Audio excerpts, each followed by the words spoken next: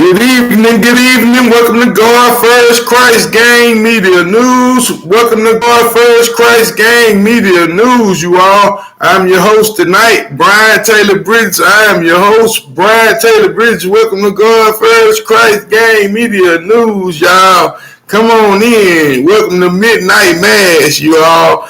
Welcome to Midnight Mass, you all. How you like that, you all? Just going in a brief moment, I want to cover this little case out of Michigan, you all, where this young high school student escaped, you all. Now his mother is facing a life sentence, you all. I said his mother is facing a life sentence after helping him to she didn't help him escape, you all. In this particular situation, the young man escaped from police custody, you all, and his mother was pretty much harboring a fugitive, you all. So I want to come in a brief moment and pretty much talk about this case, you all, and it's really directed to the young men, you all. I said it, this case is really particularly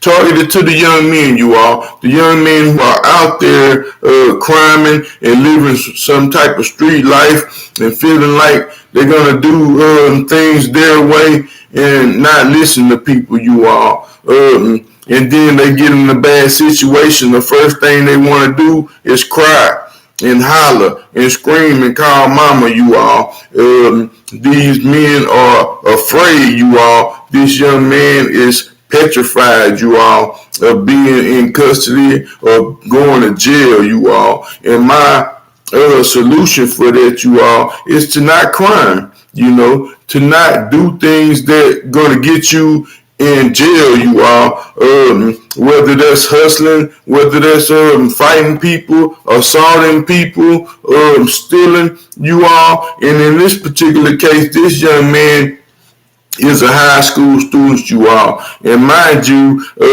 he had the opportunity to play college football, you all. He had the opportunity to play college football. And he pretty much blew that opportunity, you all. He had just pretty much graduated. I'm not sure. I believe, like I said, he had a few college offers, you all. And then my particular concern with that, you all, is that when these young guys are in high school, it's best to start early, you all. You can't start on the day you go to courtroom and then you want to tell the judge, oh, your whole master plan was now you want to go to school. You know, now you want to go to school. Now you want to be a good boy, you all. And like I said, in these particular cases, these young men are afraid to go to school. This young man was so afraid to go to school that these people in there discussing his case, you all, in which his mother was captured. He was captured and his little girlfriend, you all.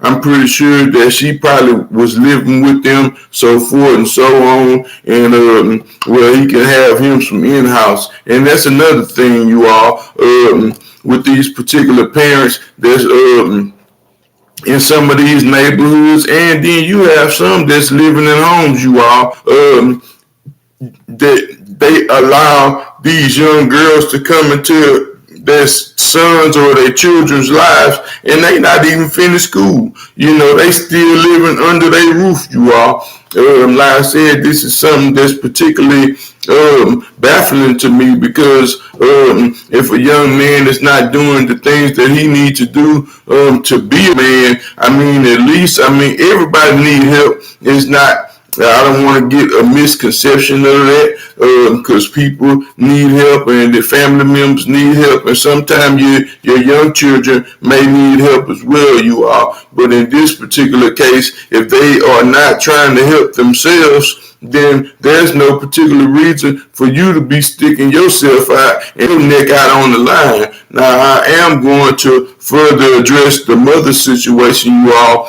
because this lady is particularly facing a real life sentence. I said it. She is particularly facing a real life sentence, you all.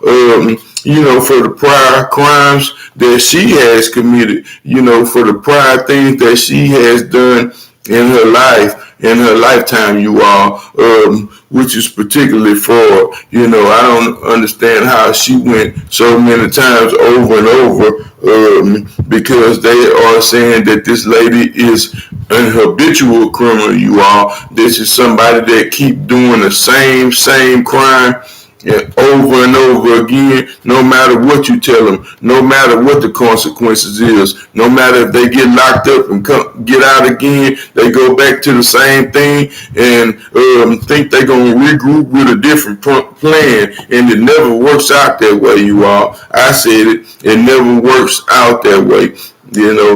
Some things may seem cool for just a small matter of time, but like I said, my particular concern was not the mother, you all, because she has pretty much lived her life and put herself in a bad situation, you all, and not to further add to the insult to the injury that she had already brought upon herself and the lives of her children, you all. But in this particular case, the young man was arrested for assault, in which he proceeded to assault his little brother, you all.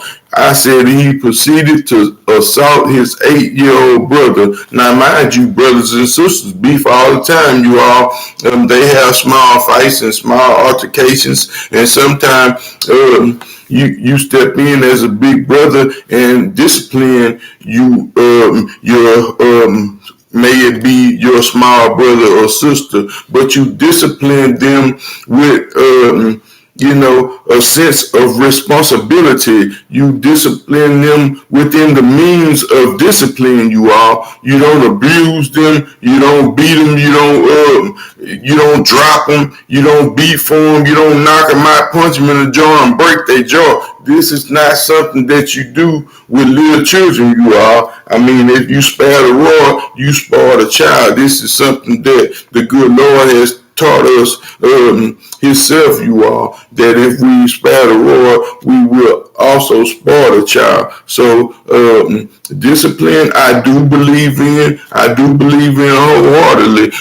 But when it comes to abuse and abusing kids and knocking, punching them out and where they you done beat them up like some real niggas off the street, then that's a real problem, you all. I said it, when you done beat them up like fighting some dudes off the street, then you have a problem. In this particular situation, this young man has not only an anger problem, but like I said, a scary problem as well, you all, because he proceeded to beat up on his little brother when he won't go in his jailhouse and fight. Now one person in there, you all. I said it, he's afraid, he don't want to go in there and fight. Now one person. And even as the judge proceeded to talk to him, you all, he was steady in a courtroom trying to get someone's attention that was possibly not even a family member, could have been one of the coaches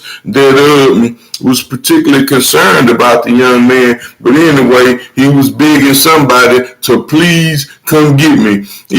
Despite of his mother is facing a life sentence, he still was most concerned with his freedom, And like I said, for young men, I mean, don't do the crime if you can't do the time. If you feel like you can't do 30 days, and in this particular situation, it was probably a simple domestic assault.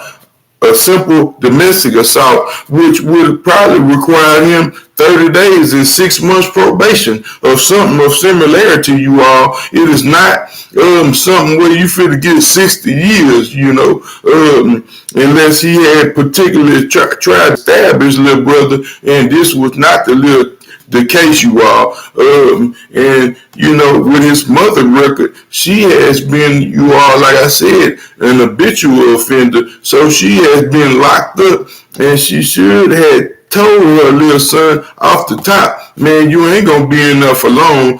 Sit down. In fact, you need to be sitting down now somewhere. The judge proceeded to hold him and give him $100,000 bond, which I'm sure he won't be able to make, you all. The young man had already proceeded to escape and run from these particular police officers a few times, you all. I said it, he done ran a few times. The boy is like, he got to be a running back or something, because they said the little boy escaped from the back of the van as they were riding, you all. And he did not hurt himself at all. And they still trying to investigate how this man, young man, got out of the back of this van, you all. Now, I don't know. Maybe he's some kind of Houdini, you all. I wouldn't particularly think that's the case, because he has also been charged with a burglary crime, you all. I said that he has also been charged with a burglary crime in which he has broke into someone else's home, you all. So maybe this is how he know how to break out of vans or break in vans, you all. I don't know what the young man particularly did, but they said he broke out the back of the van in some chancletas, you all. Yep, I said it, in them shower slides with the handcuffs on. And the young man got up out of there and was patting Turnham, you all, and was gone for 3 days, you all. And pretty much they captured his mother, you all. And that's another thing for these young men and individuals. You know, y'all running from the police, the first place you want to run is to your mama house, you all.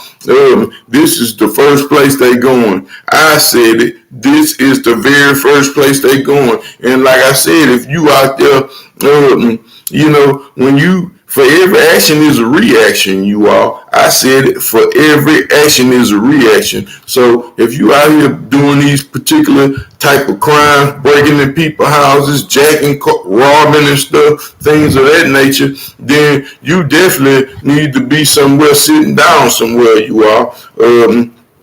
Like I said, this is man, this is not a good thing at all. And you know, for you to proceed and put your mama into this same particular situation, it's sad to me, you know, because like I said, you are doing everything that you can do to be a man, and you are making some of those decisions on your own like a man. You know, your mother didn't make you do the things that you did, that you done. You know, you done this on your own accord. So if you out there stealing and robbing and doing all this crazy stuff, don't expect your parents to be there. Don't be calling your mama. Take that lick like a man. Go sit down, get some commissary, and learn how to read and write. I said learn how to read and write, because half of y'all don't know how to read and write, because I didn't. When I was your age and I was doing the same dumb things, I didn't know how to read or write. I had to take it upon myself to go back and further my education, you all. Like I said, this is something that's crazy to me, because now this lady done put herself in a bad situation, you all. I'm going to go ahead on and read this here.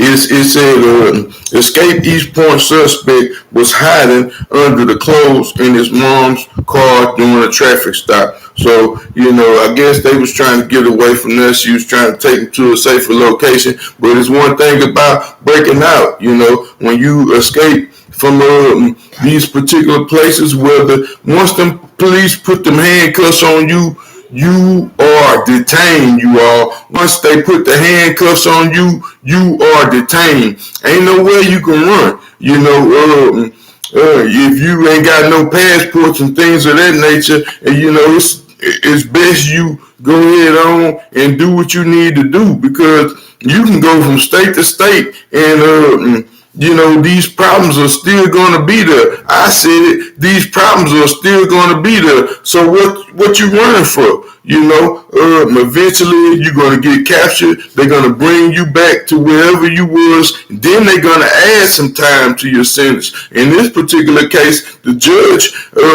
was being very lenient with the young man, being that he is a young man, and he wanted to give him the benefit of the benefit of the doubt, but at the same time, make him understand that he has to, do pay for his consequences, you all. I said he need to pay for the consequences of his actions, you all. And unfortunately, this particular situation, sometimes you get probation, you get community service hours, you get so forth and so on. I don't understand how these little boys is out here doing all this stuff and they don't understand nothing about none of the things they going through.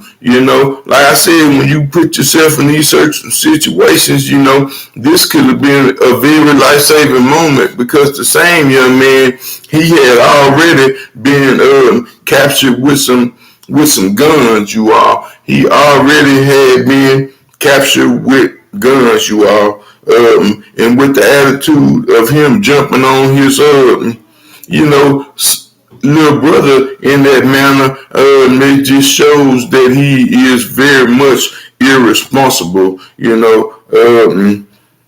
Some of these kids, they should not have these particular firearms, because the first thing they think in their mind is to kill. And this is not how that you resolve anything. Death is not the answer. It's not the answer, Like I said, this is something that I've also been inquiring about. School curriculums, it should be a life class, what I was trying to say, it should be, the values of life, a class on the value of human life. That should be a class curriculum, you all. Let me go ahead on and read this. It said, Devontae Moore, a high school senior, escaped from the police Monday night and was on the run for 3 days. He fled from East Point police officers as they were transporting him to Macomb County Jail on assault charges for beating his 8-year-old brother, you all. They said Moore ran off from the cops in handcuffs and flip-flops into the night on Friday, and he was back into court cuffed up again. East Point detectives had been working to track him, and their investigation led to his mom, you all, 46-year-old Tamika Shepard, who allegedly has been helping him on the run, taking him to Mount Pleasant, I guess back and forth to this little country little place, you all, somewhere in one of these surrounding towns that's close to the area, you all. They said, Judge, I don't think anybody here really wants to punish him or harm him, is what his lawyer was telling the judge. I think the court and the justice system should work on helping him work through his patch of life, said his attorney, you all, his defense attorney. It said Shepard is now charged with accessory after the fact, and his girlfriend, LaShawn White, is charged with the same. The trio was pulled over near Brighton Thursday evening, and Moore was allegedly hiding under some clothes in the back seat, you all, or in the back seat on the floorboards. It said, my understanding is she was turning the young man in, a fugitive from justice, which is to me as assisting the government and not hindering the government. That was the defense attorney's, the defense attorney was trying to say that the mother was going to turn him in. She probably was going to turn him in a different little city or a different little town. Anyway, they was going the wrong direction to be turned in. So that was the main factor in that. The judge was not buying it at all, you all. Because like I said, she had plenty of time to tell her son, what's going on. And I'm pretty sure she did, y'all. I'm pretty sure she did multiple times try to school her son. You can't fault a mother, really in this particular situation, but besides, misleading him, she shouldn't not allow him to be trying to get from point A to point B, with her aid in that manner. Besides giving him some money and some food, he'll put some food in your stomach, take you a couple of dollars, but that's it. That'll get you on to wherever you go. Because you gotta move around away from here. And then that's the part about doing things that you don't have no business doing, because you put the rest of your family in jeopardy. I said it. You put the rest of your family in jeopardy living a foolish street lifestyle, you are. Like I said, and what go around, come around. So these are some of the particular things that are happening, you are. And then, as a son, when you go to jail, who is going to be there for your mother? Now you done got your mother in all this trouble because you scared like Fred. You scared like Fred, And like I said, this is one of the things that's concerning. These kids want to play these grown-up games. They want to play with guns and beat up people and do so forth and so on. But then when it comes time to face the music, then everybody want a free T-shirt. They want to get out of jail free T-shirt and rock that. You have to pay for the consequences of your actions. Ain't no way around it, especially when you out there doing violent crimes, breaking into people, stealing people's purse, robbing their cars, and jacking and living all foul. And then, like I say, you can't get up in the courtroom and decide you want to get your life together. You're supposed to be thinking of that your 10th grade year, your 11th grade year, and your 12th grade years. This is the type of mindset you need to have to start preparing yourself for adulthood. I said it. This is the mind frame that you need to get together your sophomore year. When you're in the 10th grade, 11th grade, 12th grade, you are to be preparing yourself for the next step. Not your next crime move, not your next lick, not your next robbery, because, these type of actions, there's no way around it. You're going to either end up dead or you're going to go to jail. There's no other way. You can't be crying. Sometimes you get a no bond. Sometimes they let you out on bond reconnaissance. Sometimes, you can pay on a little bit down, 10% of that 10%. It just depends on how you handle your business as a person. These are some of the things that y'all need to know if you're going to be out there living a lifestyle of America's Most Wanted. Like you think you is a gangster, but as soon as you get up in this courtroom, you boo-hoo crying. Like I say, these are some of the things that I don't understand, you all. And I didn't want to tarry too long. I just wanted to come on here, like I say, and address these youngsters. If you're afraid of jail, and it's a lot of things going on in jail, you all, because you can't go to sleep when you want to. You're not going to get up and move around and walk when you want to. You're not going to eat when you want to. If you must, you're going to have to wait and take a shower, and you might have to take a shower with 4 or 5 other men, you are. You just never know. It just depends on where you go to.